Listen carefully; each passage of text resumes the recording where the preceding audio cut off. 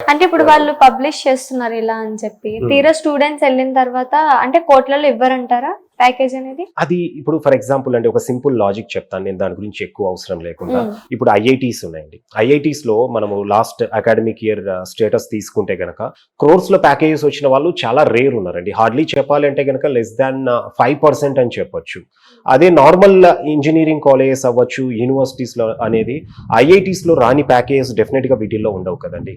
So అక్కడ మీరు అది అంటే ఒక పబ్లిసిటీ కోసం చేసేదే తప్ప ప్రతి ఇన్స్టిట్యూషన్ లో క్రోర్స్ లో అనేది ప్యాకేజెస్ ఏం రావండి. స్టూడెంట్స్ దానికి అనేది అట్రాక్ట్ అవ్వకూడదు. ఉంటారు మేబీ ఒక కొన్ని మంచి టైర్ 1 యూనివర్సిటీస్ లో తీసుకుంటే 1 or 2 స్టూడెంట్స్ అనేది ఉంటారు.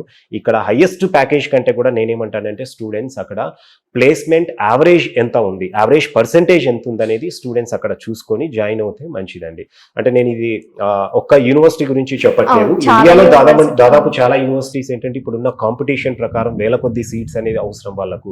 సో దానికోసం అనేది ప్లేస్మెంట్ ఒక సెల్లింగ్ పాయింట్ కాబట్టి మా దగ్గర క్రోర్స్ లో ప్యాకేజెస్ వస్తున్నాయి, హైయెస్ట్ ప్యాకేజెస్ అనేది 100% ప్లేస్మెంట్స్ అచీవ్ చేస్తున్నాము అనేసి అంటారు. కానీ 100% ప్లేస్మెంట్స్ ఐఐటీస్ లోనే రావట్లేదండి, నార్మల్ యూనివర్సిటీస్ లో వస్తున్నాయంటే స్టూడెంట్స్ అక్కడ నమ్మవలసిన అవసరం అనేది లేదు. సో మనం ఇన్స్టిట్యూషన్ సెలెక్ట్ చేసుకునేటప్పుడు జాగ్రత్తగా వాళ్ళు రన్ చేసే ప్రోగ్రామ్ ఎలాంటి ప్రోగ్రామ్ రన్ చేస్తున్నారు, అక్కడ ఎలాంటి ఫెసిలిటీస్ అనేది ఉన్నాయి, ఇంటేక్ ఏ విధంగా ఉంది, ఎలాంటి కంపెనీస్ తో వాళ్ళు టైఅప్ అయ్యారు, ఇవన్నీ వాళ్ళు తెలుసుకొని స్టూడెంట్ జాయిన్ అవుతే మంచిదండి. ఒకవేళ ప్లేస్మెంటే మన టార్గెట్ అనుకున్నప్పుడు ఎంత యావరేజ్ ప్యాకేజ్ ఉంది అనేది వాళ్ళ స్టాటిస్టిక్స్ అనేది అబ్జర్వ్ చేసి ప్లేస్మెంట్స్ అనేది చూసుకొని జాయిన్ అవ్వచ్చండి.